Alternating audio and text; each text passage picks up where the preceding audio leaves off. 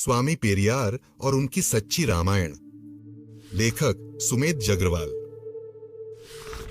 स्वामी पेरियार और उनका संघर्ष। भारत का इतिहास बहुत ही उतार चढ़ाव वाला रहा है। भारत की मूल संस्कृति बहुत ही उत्तम थी।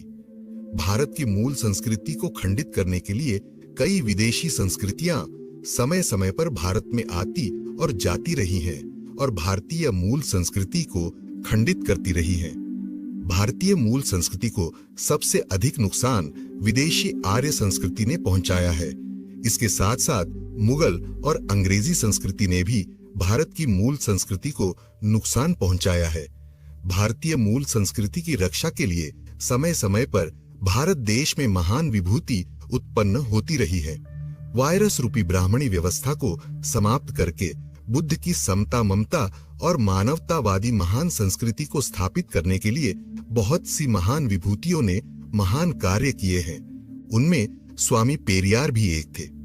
उनका जन्म 17 सितंबर 1879 को पश्चिमी तमिलनाडु के इरोड में एक संपन्न परंपरावादी हिंदू व्यवस्था मानने वाले परिवार में हुआ था।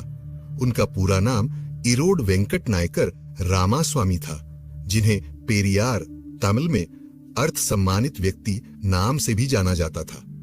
1885 में उन्होंने एक स्थानीय प्राथमिक विद्यालय में दाखिला लिया, परंतु कोई 5 साल से कम की औपचारिक शिक्षा मिलने के बाद ही उन्हें अपने पिता के व्यवसाय से जुड़ना पड़ा। उनके घर पर भजन तथा उपदेशों का सिलसिला चलता ही रहता था। बचपन में ही वे इन उपदेशों में कई बातों की प्रामाणिकता पर सवाल उठाते रहते थे। हिंदू महाकाव्यों तथा पुराणों में कई बातों की परस्पर विरोधी तथा बेतुकी बातों का मखौल भी वे उड़ाते रहते थे। बाल विवाह, देवदासी प्रथा, विधवा पुनर्विवाह के विरुद्ध अवधारणा, स्त्रियों तथा दलितों के शोषण के पूर्ण विरोधी थे। उन्होंने हिंदू वर्ण व्यवस्था का भी बहिष्कार किया। 19 वर्ष की उम्र में उनकी शादी नगम्मल नाम की 13 वर्ष की लड़की से हुई। उन्होंने अपनी पत्नी को भी अपने विचारों से ओतप्रोत किया। 1904 में पेरियार ने एक ब्राह्मण, जिसका कि उनके पिता बहुत आदर करते थे, के भाई को गिरफ्तार किया जा सके न्यायालय के अधिकारियों की मदद की। इसके लिए उनके पिता ने उन्हें लोगों के सामने पीटा। इसके कारण कुछ दिनों के लिए पेरियार को घर छोड़ना पड़ा। पेरियार काशी चले गए। वहां निशुल्क भोज में जाने की इच्छा होने के बाद उन्हें पता चला कि यह सिर्फ ब्राह्मणों के लिए था। ब्राह्मण नहीं होने के कारण उन्हें इस बात का बहुत दुख हुआ और उन्होंने ब्राह्मणवादी व्यवस्था के विरोध की ठान ली। वे अपने शहर के नगरपालिका के प्रमुख बन गए। चक्रवर्ती राजगोपालाचारी के अनुरोध पर 1919 में उन्होंने कांग्रेस की सदस्यता ली। इसके कुछ दिनों के भीतर ही वे तमिलनाडु इकाई के प्रमुख भी बन गए। केरल के कांग्रेस नेताओं के निवेदन पर उन्होंने वाईकॉम आंदोलन का नेतृत्व भी स्वीकार किया, जो मंदिरों की ओर जाने वाली सड़कों पर दलितों के चलने की मनाही को हटाने के लिए संघर्षरत था। उनकी पत्नी तथा दोस्तों ने भी इस आंदोलन में उनका साथ दिया। युवाओं के लिए कांग्रेस द्वारा संचालित प्रशिक्षण शिविर में एक ब्राह्मण प्रशिक्षक द्वारा गैर ब्राह्मण छात्रों के प्रति भेदभाव बरतते देख उनके मन में कांग्रेस के प्रति विरक्ति आ गई। उन्होंने कांग्रेस के नेताओं के समक्ष दलितों तथा पीड़ितों के लिए आरक्षण का प्रस्ताव भी रखा, जिसे मंजूरी नहीं मिल सकी। अंततः उन्होंने कांग्रेस छोड़ दी। दलितों के अधिकार के लिए 1925 में उन्होंने एक आंदोलन भी चलाया। सोवियत रूस के दौरे पर जाने पर उन्हें साम्यवाद की सफलता ने बहुत प्रभावित किया। फिर इन्होंने जस्टिस पार्टी, जिसकी स्थापना कुछ गैर ब्राह्मणों ने की थी, का नेतृत्व संभाला। बाद में जस्टिस पार्टी का नाम बदलकर द्रविड़ कड़गम कर दिया गया। 1937 में राजाजी द्वारा तमिलनाडु में आरोपित हिंदी के अनिवार्य शिक्षण का उन्होंने घोर विरोध किया और बहुत लोकप्रिय हुए। उन्होंने अपने को सत्ता की राजनीति से अलग रखा तथा आजीवन दलितों तथा स्त्रियों की दशा सुधारने के लिए प्रयास किया और वे 24 सितंबर 1973 को परिनिर्वाण को प्राप्त हुए। भेंडिहार गडरिया जाति में पैदा महान क्रांतिकारी समाज सुधारक, पिछड़ों के लिए आरक्षण की मांग करने वाले हिंदू धर्म के पाखंड एवं अतार्किक परंपराओं के प्रबल विरोधी, ईश्वर की सत्ता को सिरे से खारिज करने वाले, विही। पेरियार रामास्वामी नायकर की जयंती 17 सितंबर को पूरे देश में बड़े धूमधाम से मनाई जाती है। पेरियार के राजनैतिक एवं सामाजिक चिंतन की नींव गैर ब्राह्मणवाद एवं गैर कांग्रेसी सोच से विकसित हुई। अपने बचपन से ही पेरियार ब्राह्मणवाद का शिकार रहे। उन्हें उनके सवर्ण समाज के शिक्षक के घर में गिलास से मुंह लगाकर पानी पीने की मनाही थी, और अगर वह किसी गैर जाति के बच्चे के साथ खेलते थे तो बालक पेरियार को अपने घर में मार पड़ती थी। इन सब चीजों से तंग आकर पेरियार बचपन में ही वाराणसी भाग गए, परंतु वहां जाकर उन्हें ब्राह्मणवाद के विभत्स रूप का पुनः अवलोकन करना पड़ा।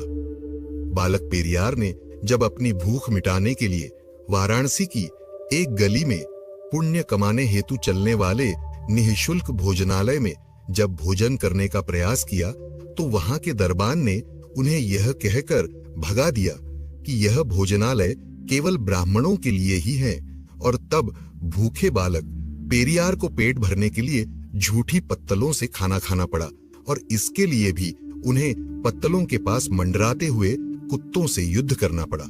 यह सब घटनाएं बालक पेरियार के कोमल हृदय पर गहरा असर कर गई, और उन्होंने अपनी तार्किक बुद्धि के बल पर ब्राह्मणी व्यवस्था का ऐसा जनाजा निकाला कि आज ब्राह्मणी व्यवस्था को समाप्त करके वहां के लोग भेदभाव रहित भाईचारे से रह रहे हैं।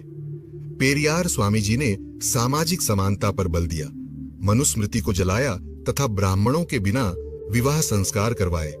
जाति भेद को मिटाने के लिए कई आंदोलन किए। ब्राह्मण आपको भगवान के नाम पर मूर्ख बनाकर अंधविश्वास में निष्ठा रखने के लिए तैयार करता है और स्वयं आरामदायक जीवन जीता है। तुम्हें अछूत कहकर निंदा करता है, देवता की प्रार्थना करने के लिए दलाली करता है। मैं इस दलाली की निंदा करता हूं और आपको भी सावधान करता हूं कि ऐसे ब्राह्मणों का विश्वास मत करो। उन देवताओं को नष्ट कर दो जो तुम्हें शूद्र अतिशूद्र कहें। उन पुराणों और इतिहास को ध्वस्त कर दो जो देवता को शक्ति प्रदान करते हैं। उस देवता की पूजा करो जो वास्तव में दयालु भला और बौद्ध गम्य है। ब्राह्मणों के पैरों में क्यों गिरना? क्या ये मंदिर हैं? क्या ये त्योहार हैं? नहीं, ये सब कुछ भी नहीं है। हमें बुद्धिमान व्यक्ति की तरह व्यवहार करना चाहिए, यही प्रार्थना का सार है। अगर देवता ही हमें निम्न जाति बनाने का मूल कारण है तो ऐसे देवता को नष्ट कर दो। अगर धर्म है तो इसे मत मानो। अगर मनुस्मृति, गीता या अन्य कोई पुराण आदि हैं तो इनको जलाकर राख कर दो। अगर ये मंदिर, तालाब या त्योहार हैं तो इनका बहिष्कार कर दो। अंत में हमारे राजनीतिज्ञ ऐसा करते हैं तो इसका खुले रूप में पर्दाफाश करो। संसार का अवलोकन करने पर पता चलता है कि भारत जितने धर्म और मतांतर कहीं भी नहीं है, बल्कि इतने धर्मांतरण दूसरी जगह कहीं भी नहीं हुए हैं। इसका मूल कारण भारतीयों का निरक्षर और गुलामी प्रवृत्ति के कारण उनका धार्मिक शोषण करना आसान है। आर्यों ने हमारे ऊपर अपना धर्म थोपकर असंगत, निरर्थक और अविश्वसनीय बातों में हमें फंसाया। अब हमें इन्हें छोड़कर ऐसा धर्म ग्रहण कर लेना चाहिए जो मानवता की भलाई में सहायक सिद्ध हो। ब्राह्मणों ने हमें शास्त्रों और पुराणों की सहायता से गुलाम बनाया है और अपनी स्थिति मजबूत करने के लिए मंदिर, ईश्वर और देवी देवताओं की रचना की। सभी मनुष्य समान रूप से पैदा हुए हैं, तो फिर अकेले ब्राह्मण ऊंच व अन्य को नीच कैसे ठहराया जा सकता है?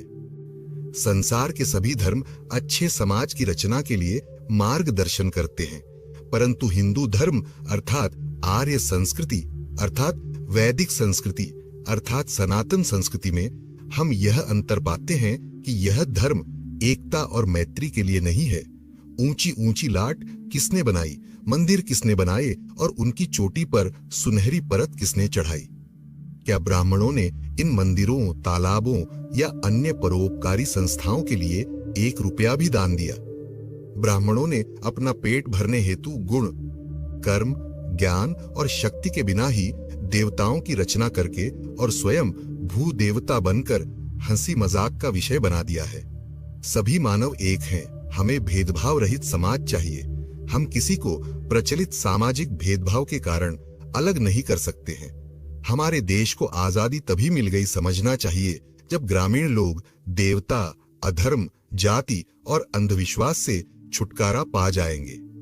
आज विदेशी लोग दूसरे ग्रहों पर संदेश और अंतरिक्ष यान भेज रहे हैं और हम ब्राह्मणों के द्वारा श्राद्धों में परलोक में बसे अपने पूर्वजों को चावल और खीर भेज रहे हैं। क्या यही बुद्धिमानी है?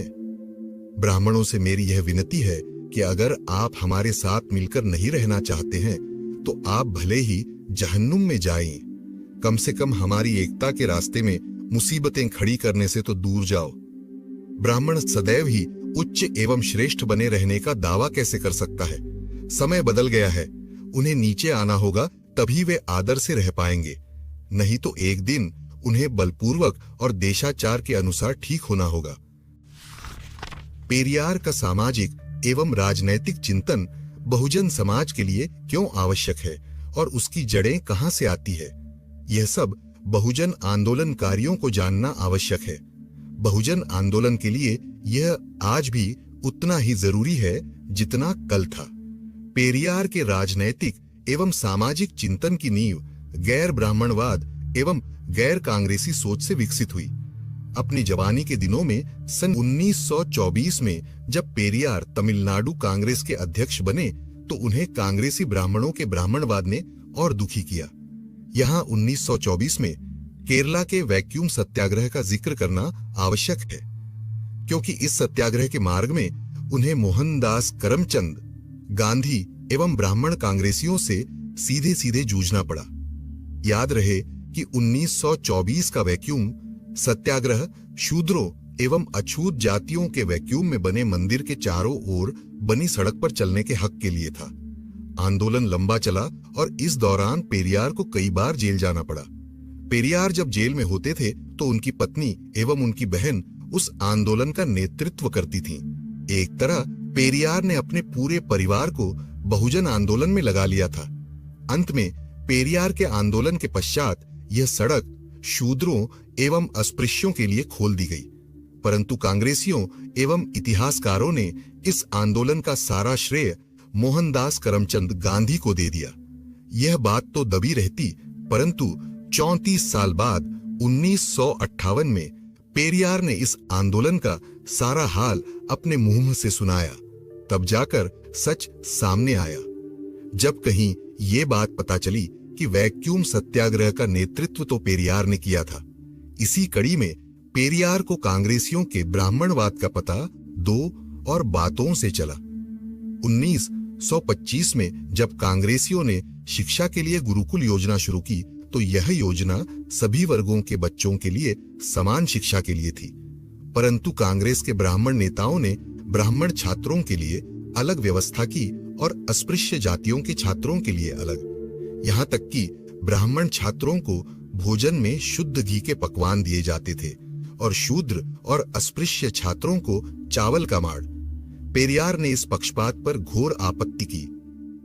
भेंडिहार गडरिया जाति में पैदा महान क्रांतिकारी समाज सुधारक, पिछड़ों के लिए आरक्षण की मांग करने वाले, हिंदू धर्म के पाखंड एवं अतार्किक परंपराओं के प्रबल विरोधी, ईश्वर की सत्ता को सिरे से खारिज करने वाले ई.वी.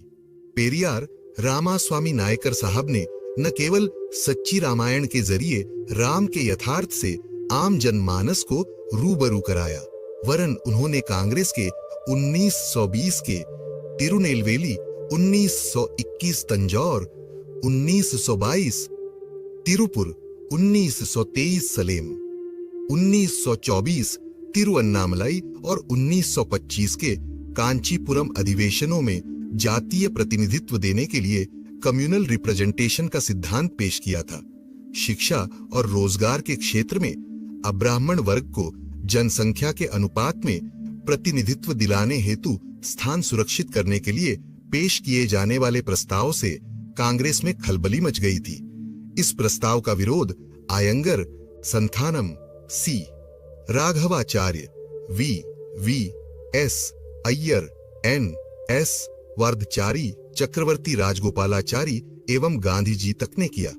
1925 के कांचीपुरम सम्मेलन से अपमानित कर पिछड़ों के इस मसीहा को बाहर कर दिया गया। पेरियार साहब ने इस प्रस्ताव को माने बगैर मिलने वाले स्वराज को ब्राह्मण राज कहा था। आज पेरियार नायकर की वजह से ही तमिलनाडु के हाई कोर्ट में 60% से ज्यादा जज ओबीसी, एससी और एसटी समुदाय के हैं। उत्तर भारत के लोगों का साक्षात्कार पेरियार से पहली बार 1968 में ललई सिंह यादव द्वारा लिखी गई सच्ची रामायण की चाबी से होता है। ललई सिंह यादव द्वारा यह पुस्तक लिखने पर काफी विवाद हुआ और हाईकोर्ट में मुकदमा तक चला। इस मुकदमे को ललई सिंह यादव ने जीता और इस तरह उसके बाद पुस्तक से प्रतिबंध हटा। यहां तक कि हाईकोर्ट ने सरकार को ललई सिंह यादव को हर्जाना देने के लिए भी कहा। तदुपरांत 1978 के पश्चात मान्यवर कांशीराम ने उत्तर भारतीयों को ही नहीं, रामास्वामी पेरियार को बाम सेफ के माध्यम से एक समाज सुधारक के रूप में बहुजन समाज, अनुसूचित जाति, पिछड़ी जाति एवं कन्वर्टेड माइनॉरिटी के बीच में स्थापित किया। अपनी भोली भाली सामान्य जनता को समझाने के लिए मान्यवर उनको दाढ़ी वाला बाबा कहकर बुलाते थे। पेरियार मान्यवर कांशीराम द्वारा स्थापित 5 समाज सुधारकों यथा नारायणा गुरु, ज्योतिराव फुले, छत्रपति शाहूजी महाराज, ईवी रामास्वामी नाइकर पेरियार एवं बाबा साहेब अंबेडकर में से एक थे। मान्यवर ने 1980 में अपनी मासिक अंग्रेजी पत्रिका अप्रेस्ड इंडियन के एक पूरे अंक को यह कहकर पेरियार को समर्पित किया कि उन्होंने अपना सारा जीवन सेल्फ रेस्पेक्ट मूवमेंट के लिए लगाया था। पत्रिका का कवर भी पेरियार की तस्वीर का था।